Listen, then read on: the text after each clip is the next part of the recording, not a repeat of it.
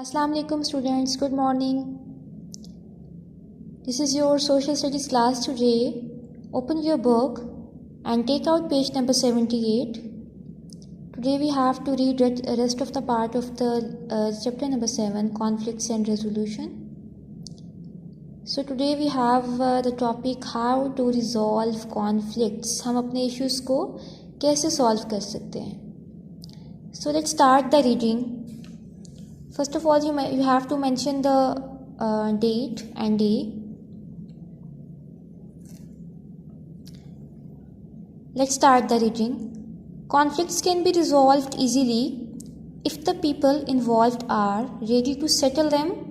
Bad feelings can end quickly and people can become friends again. When a conflict is carried on for a long time, it is not good for everybody. Quick solutions to disagreement are needed.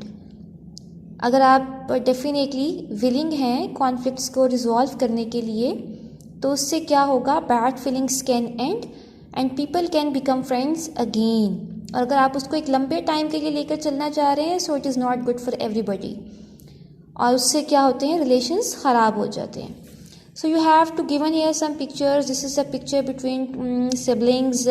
These are the classmates and these are the neighbors. You can see here Sarah and Umar.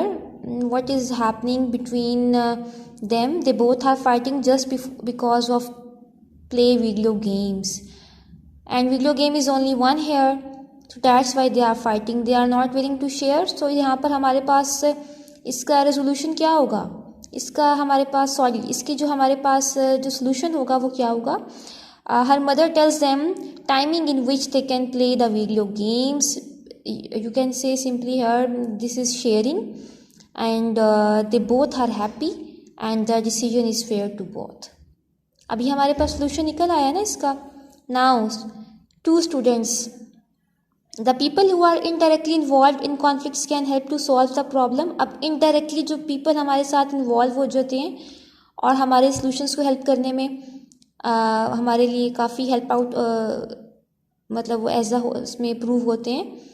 तो आप देखें, you can see here Imran and Rabia are fighting because Imran took a bite from Rabia's lunch without permission. ठीक है, उसने उसका lunch ले लिया पूछे बगैर. फ्रेंड्स में अक्सर ऐसा हो जाता है. Now Rabia is angry. Teacher Shazia. So indirectly जो इन्वॉल्व हो रहे हैं अब वो कौन है, टीचर हैं and she is teacher Shazia. Stop some fighting. She tells Imran to say sorry to Rabia.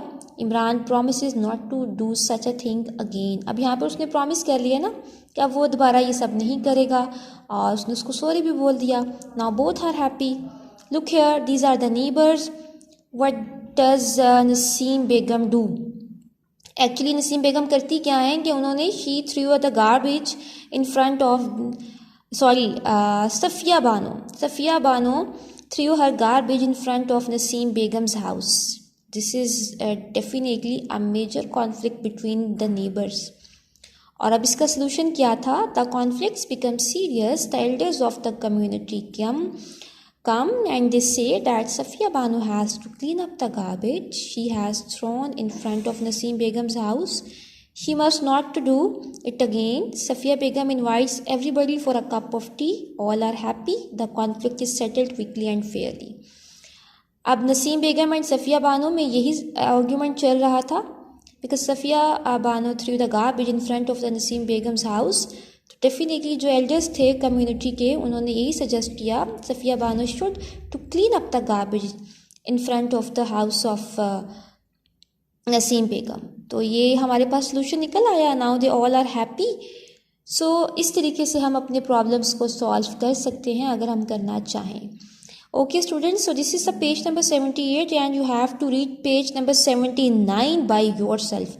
आपने वो खुद से पढ़ना है, आपको खुद भी पता होना चाहिए ताकि आपकी रीडिंग बहुत बेटर हो और दूसरा कि आपको कॉन्फ्लिक्ट्स के बारे में कुछ पॉइंट्स क्लियर हो जाएंगे. तो ये आपने पेज नंबर 79 की रीडिंग खुद करनी है. Okay, so let's come on